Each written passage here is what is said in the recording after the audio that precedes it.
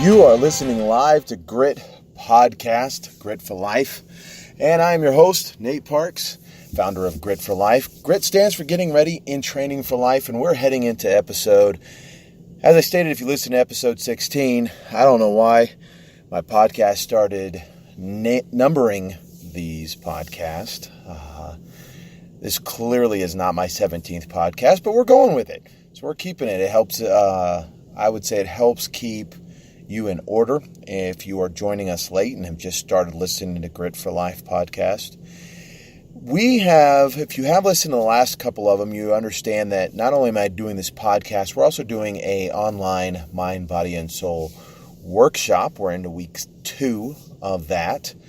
And this podcast goes right along with that workshop. So those who are doing the workshop actually have to listen to this and have more things that they have to do along with it. But if you're not, I hope that you can also still get an encouragement and motivation from these podcasts. Now, before I get into what I want to talk about today, if you've listened to the last, especially I think the last one, but if you know anything about me, you know I'm prior military, and I'm very big supportive of my military brothers and sisters in arms, and especially those who've gotten out and are trying to do their own things, such as even like we're doing here with Grit for Life. And I want you to check out, military brother of mine has started a online store. It's called Phaseline Alpha, and phase standing for PHSE. So phaselinealpha.com. Go check them out. It's just getting up and running. There are a few.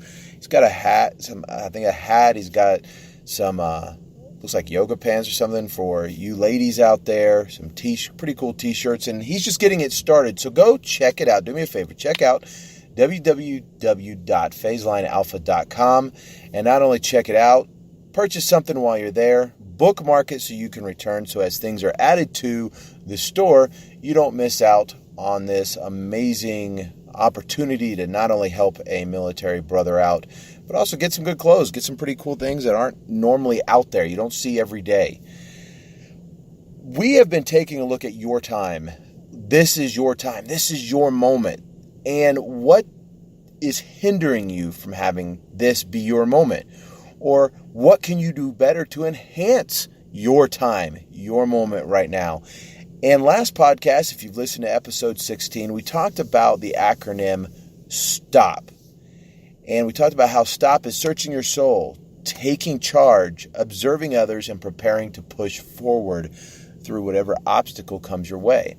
And I talked about in that episode that we're going to break this down. And so today we're taking a look at the S part of STOP. And that S part being searching your soul. We usually find ourselves on hyperdrive anymore. I actually am amazed at how fast things change. And we see that in the news. If it's not relevant, they dump it, and it's always on to the next panic attack, the next drama, the next horrific thing. And it's just fast, just boom, boom, boom. We get upset when our Wi-Fi isn't fast enough. My 2 younger boys live with their mom, and they have a big family. And one of the things they talk about when they come over to see us is they enjoy coming over to our house because we don't have that many people using our Wi-Fi. And they're like, man, everything works so much faster. We constantly are just moving faster and faster and faster. We get upset when we order our food and we expect to get up to the drive-thru and immediately have it handed to us. And everything about us, we want faster phones, we want a faster internet, we want faster cars, we want faster life. We want Google to be able to give us the answer we need in the moment that we need it, where we're at. We can literally pull up the world within seconds in the palm of our hand. It's funny, recently we were watching the Super Bowl, and at the Super Bowl party, instantly we were asked, hey, how much is a hot dog at the Super Bowl? And we were able to pull that up. How much is a drink? Able to pull it up. How much is and we knew exactly what people were paying at the time they were paying, and how much, because it's right at our hands. Or maybe if you want to watch a baby seal be born in Alaska, but you're in Florida, you get to do that right from your computer. Everything's hyperdrive. And because it's this way, it has become our normal life. And many times we just fail to stop. Stop, listen, breathe, and reflect. And I'm slowing this down right now because I did that on purpose.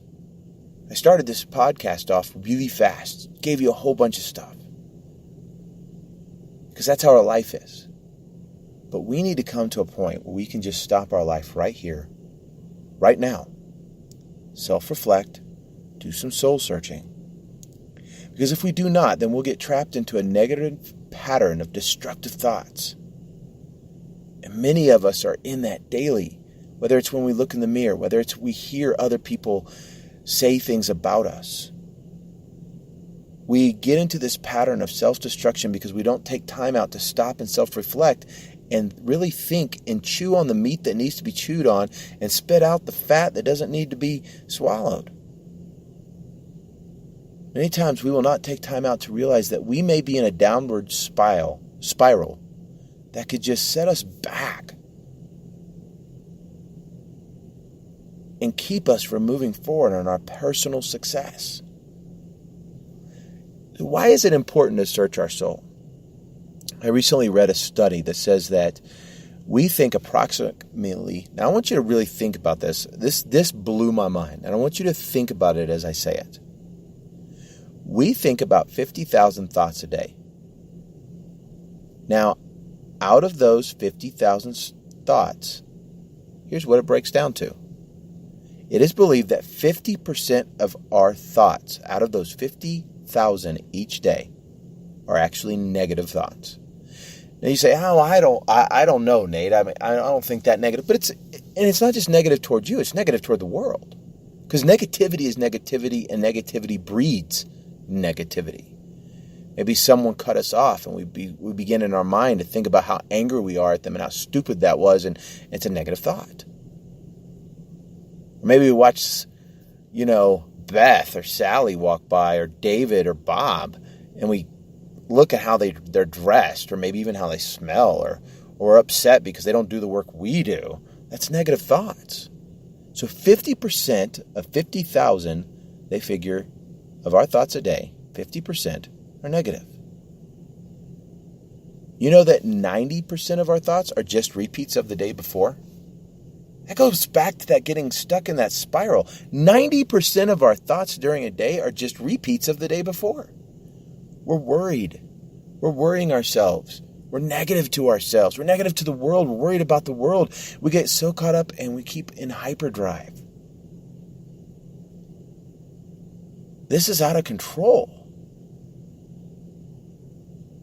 And if I could tell you right now that you could learn to control your thought patterns in your life, how would you do that? If we do, what's the pros of doing so? Why would we? You say, man, you know what? This takes a lot of work. I've never promised you it'd be easy. But if you can start learning to catch them. In an article from the University of Minnesota, there was a Dr. Karen Lawden. She states that negative thoughts can actually impact our health mentally and physically. If we fail to realize and change this, we actually can find ourselves with health issues, such as depletion of brain chemicals that are actually supposed to make us happy. So we're actually killing our happiness with our negative thoughts. We're actually killing ourselves.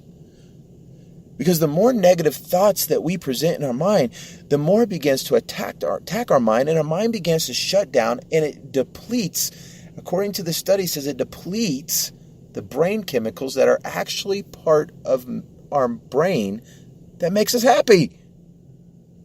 Have you ever met somebody, maybe you're that person, who you just get stuck in this rut and you feel like nothing you can do can make you happy. You're just not happy anymore. You're just like, I don't remember ever the last time I was happy. I've been there. And that in and of itself is a negative thought. And so it's just this reoccurring traumatic psychological demolition of our mind, body, and soul. When we begin to see a depletion of these chemicals, we find ourselves unable to combat stress and depression. And so you take this worry, you start going into a mode of depression. Then that in and of itself depletes the happiness chemicals in your head. By depleting those happiness chemicals, we're unable to combat stress the way we were a month ago or 2 months ago or a year ago, which then leads to depression, which then leads to more depletion of the chemicals. It says chronic stress can lead to the actual shortening, and I thought this was really interesting.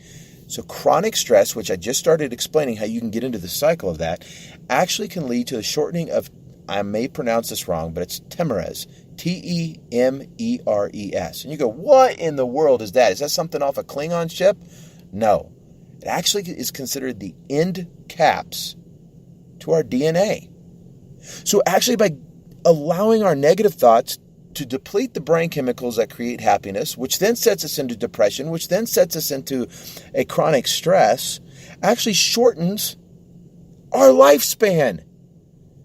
And in essence, depression and stress from our lack of happiness caused by our misunderstanding of the importance of self-reflection or soul-searching can actually shorten our lifespan. Oh, now you know why it's important. Now you know why we stress so hard in Grit for Life, the importance of daily, continual self-reflection, why we talk all the time about the first thing you should be doing when you get out of bed is automatically put some motivational video or podcast or something on and play it in the background.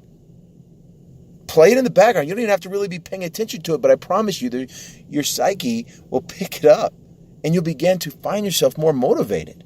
And in essence, preserving your life. That's why we call it Grit for Life. Now you say, okay, come on, Nate. You're like a motivator. You seem positive. If you know me, I have a lot of people all the time talking about how I don't understand why you always got a smile on your face. You're always positive. And so that's easy. This is really easy for you to talk about. Let me share with you a story. Now, I can't share with you a lot of details about this story. But what I can tell you is this. Recently, I spent a year, my family and I, going through one of the hardest times in my life. I briefly mentioned it, I believe, in the episode 16. To say that I was stressed and even at times depressed is an understatement. In fact, I even got told I have PTSD from different things I've done in the military and law enforcement. Even in this time, I did my best, though, to self-reflect. I can't say that I did it perfectly. I'm not asking you to be perfect about self-reflection. I'm not saying if you miss a day, throw the baby out with the bathwater. But I will tell you, during this time, I kept reminding myself, if I am going to motivate people to change their lives, if I'm going to motivate people to take charge of their lives, I'm going to motivate people to observe others and to push forward, I have to do it first. One of the things in the military I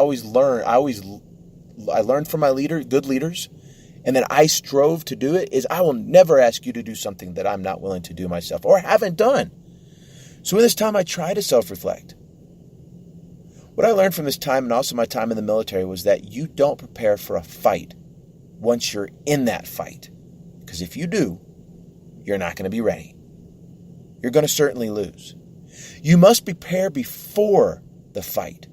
That's why we call this Grit for Life, getting ready and training for life. You must prepare, you must train before that fight so that when you have no strength left and the fight is taking over, you have built up enough muscle memory to do what is necessary to come out in the end. When I was in law enforcement, one of the things that I can tell you we did when they first handed us our handgun on the range. Now, I tell you, I entered the law enforcement at an older age, but the military at 19. So I've been around guns my whole life. But still, what I had to do when they first handed it in law enforcement is we had to take a blue gun, a fake gun, and continue to put it in and draw it. Put it in and draw it. Put it in and then draw it. Put it in the holster and draw it. Over and over hundreds and hundreds of times.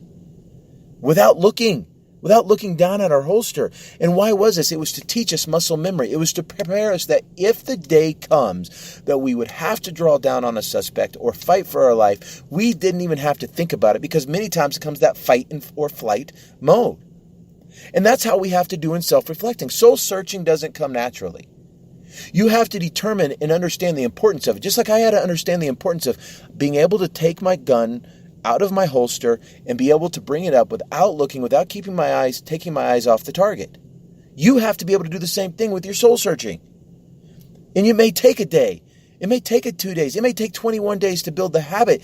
And you may fall it off here and there. But if you wait until the time that trouble and stress and chronic fatigue and depression all comes at you to try this, you're already behind the 8 ball. You have to learn to start now. Start soul searching now. So during this time, this year that was just the hardest time of our life, my father actually came out to visit me toward the end of this event that was taking place. And this was before we even knew how this whole situation was going to end, or if it was going to end.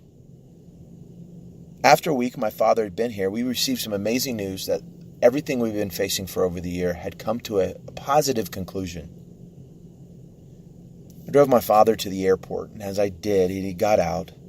He looked at me and he said, "You know, son, when I landed and I walked out and I saw you, I had never seen you look so old.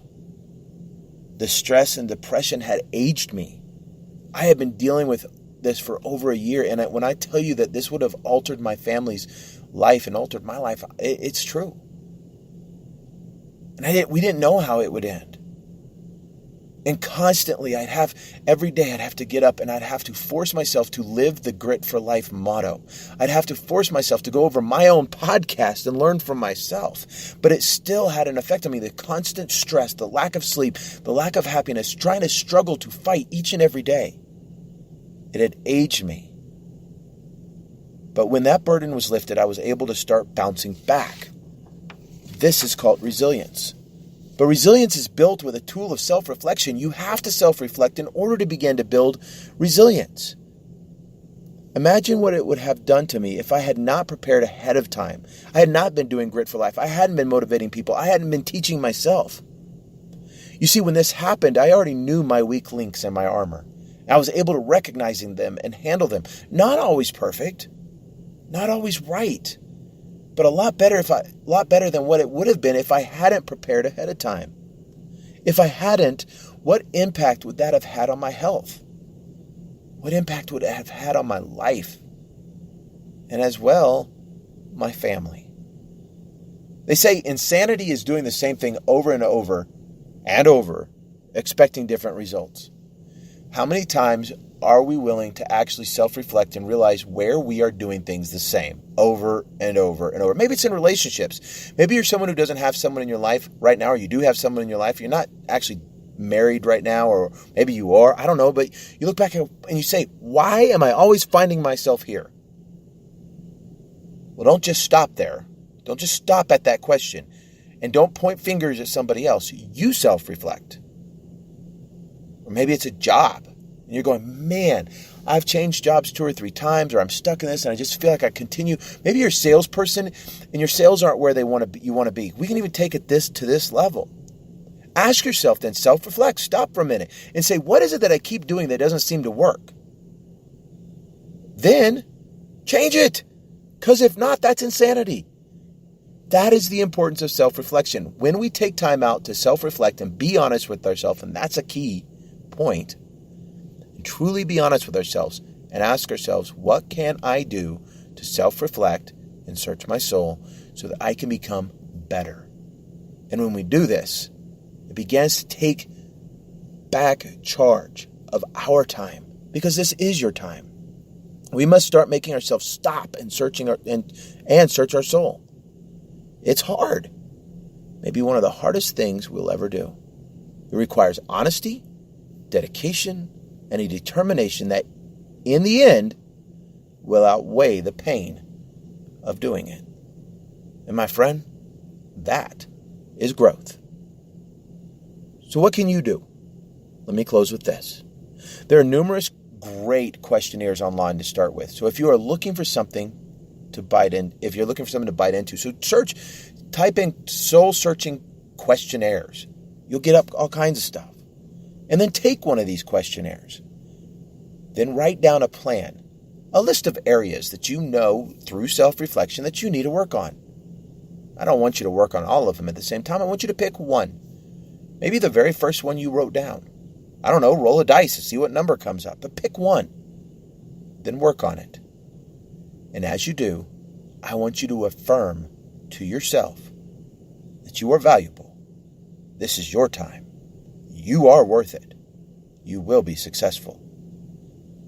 Becoming self-aware through soul-searching will change your perspective. In doing this, you will begin to see a new generation of confidence, and this will propel you forward, getting ready and training for life.